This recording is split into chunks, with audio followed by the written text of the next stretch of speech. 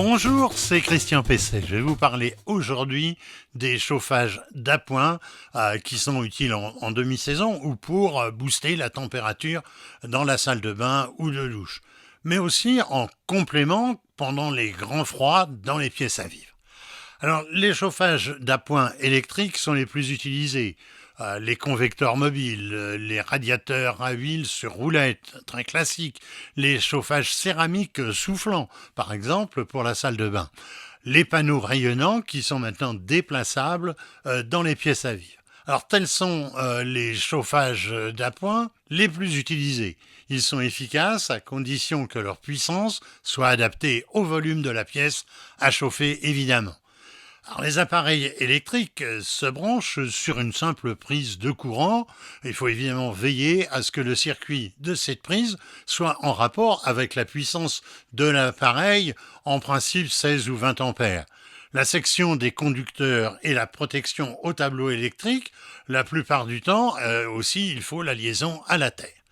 Alors, le gaz, autrement dit le butane, est le deuxième type d'énergie utilisé pour les chauffages d'appoint. Alors, il existe différents systèmes qui présentent l'intérêt de la puissance, mais aussi l'inconvénient d'une surveillance accrue, notamment des enfants et des animaux domestiques. Ce type de chauffage impose aussi une bonne ventilation. Viennent aussi les appareils à combustible liquide, qu'on appelait autrefois les poêles à pétrole. Ils ont beaucoup évolué, ils se sont perfectionnés, notamment au plan de la sécurité, tout comme pour le combustible lui-même, pour partie aujourd'hui biosourcé.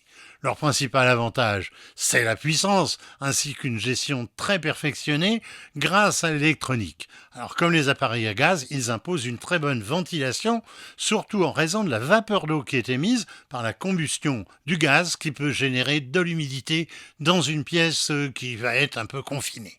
Dernier en date, les foyers à éthanol, on va dire qu'ils sont à mi-chemin entre le chauffage et les accessoires décoratifs ou d'ambiance. Alors certains peuvent prétendre à la qualité de système de chauffage puisqu'il existe même des poêles à éthanol. Mais ce n'est pas le cas des foyers et rampes de flammes dont l'efficacité calorifique est très relative. Alors eux aussi demandent une surveillance attentive du fait de la présence de flammes apparentes.